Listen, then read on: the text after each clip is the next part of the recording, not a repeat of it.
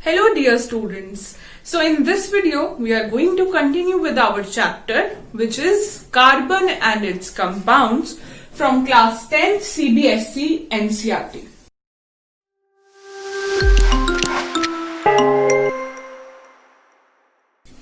In the previous lectures we came across what is carbon, its importance and how is it versatile, right? Why is it versatile? So the first reason we did it in the previous lecture was catenation. और catenation बोलते ही हमारे दिमाग में क्या आना चाहिए? Self linking ability. तो versatile nature of carbon का एक रीजन है कैटेनेशन, जो हमने पिछले वीडियो में या पिछले लेक्चर में देखा, और दूसरा रीजन है उसकी टेट्रा वैलेंसी. ठीक है, tetra means 4 and valency is the valency. So valency 4. Carbon can form bonds with different elements like oxygen, hydrogen, chlorine, etc. Bonding with other elements result in formation of compounds with specific properties depending on the element. Tetravalency मैंने बहुत starting में explain की थी और tetravalency carbon को कैसे impact करती है वो देखी थी. कार्बन एक बार में 4 अलग अलग एटम्स के साथ बॉन्ड कर सकता है, अलग अलग एलिमेंट्स के साथ बॉन्डिंग कर सकता है, इसलिए ये बहुत सारे तरह के कंपाउंड्स फॉर्म करता है, इसीलिए इसका नेचर कैसा है? वर्सेटाइल. इतनी बात हमें क्लियर है. जो सेकंड पॉइंट है इसमें हमारे लिए समझने के लिए कुछ नया है कि जो कार्बन के कंपाउंड्स बन रहे हैं, इतने सारे बन रहे हैं, हम सोचें कि उन सब में तो कार्बन है, तो फिर उनकी प्रॉपर्टीज अलग अलग क्यों है? जैसे अगर हम CO2 और CH4 मीथेन की बात करें, कल हमने पिछली वीडियो में देखा था कि मीथेन का यूज और क्या है कि इट्स यूज एज फ्यूल. तो CO2 को फ्यूल की तरह क्यों नहीं यूज कर सकते हम? इसमें भी तो कार्बन है. So here is the point कि एक कंपाउंड की प्रॉपर्टीज कार्बन से ज्यादा वो जिस एलिमेंट के साथ बॉन्ड बना रहा है उस पर डिपेंड करेगा. तो CO2 की प्रॉपर्टीज स्पेसिफिकली ऑक्सीजन पे बेस्ड है, या CH4 की हाइड्रोजन की वजह से. इन दोनों में जो फर्क आएगा वो इसलिए आएगा क्योंकि इसमें कार्बन ने किससे बॉन्ड बनाया है? ऑक्सीजन के साथ, और इसमें किससे बनाया है? हाइड्रोजन के साथ. So there will be a difference.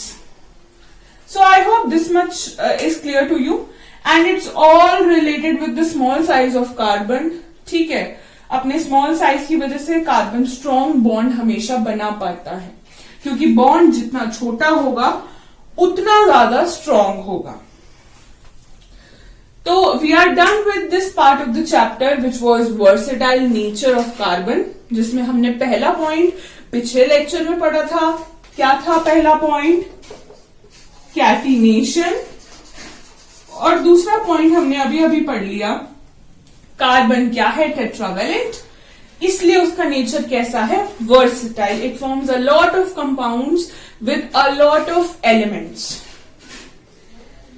इसके बाद हमारी एनसीईआरटी हमें एलोट्रोप्स ऑफ कार्बन के बारे में थोड़ा सा ब्रीफ कर जा रही है, और ये बहुत ब्रीफ में मैंने इस वीडियो में एक्सप्लेन किया है.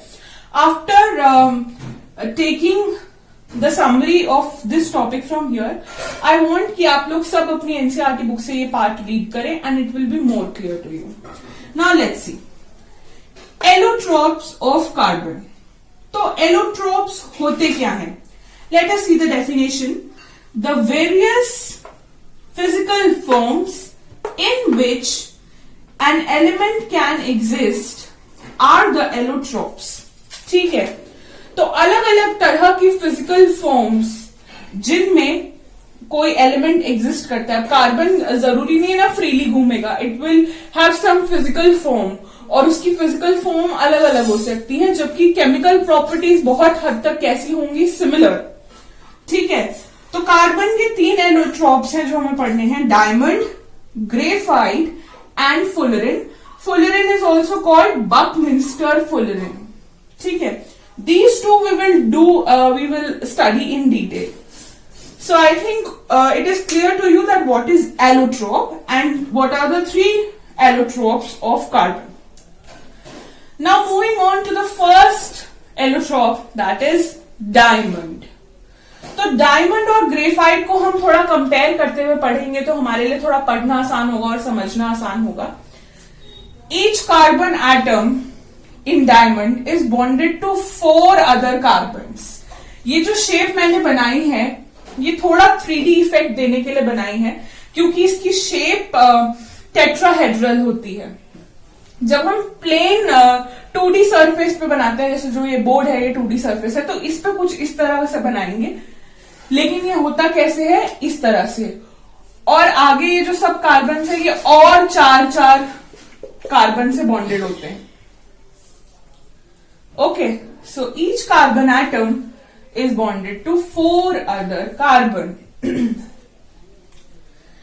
ग्रेफाइट में देखते हैं, each carbon bonded to 3 other carbon. ये आपको दिख रहा है, एक बॉन्ड, दूसरा बॉन्ड, तीसरा बॉन्ड. तो डायमंड में कितने कार्बन से लिंक कर रहा है, एक कार्बन 4 से और ग्रेफाइट में 3 से.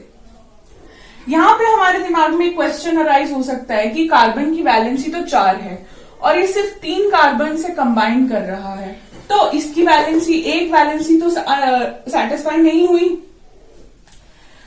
तो उसका आंसर ये है कि ये जो कार्बन है ये इनमें से किसी एक कार्बन के साथ डबल बॉन्ड बना लेता है. ठीक है, यहां पे सारे बॉन्ड्स कैसे हैं, सिंगल. यहां पे इन तीनों में से एक बॉन्ड कैसा होगा, डबल. इसीलिए कार्बन की वैलेंसी क्या होगी, सेटिस्फाई.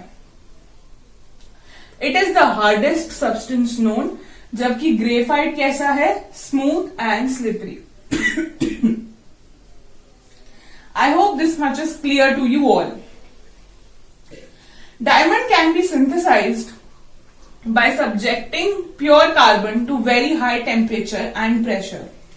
ठीक है, तो बहुत हाई टेम्परेचर और प्रेशर में डायमंड को हम क्या कर सकते हैं, सिंथेसाइज.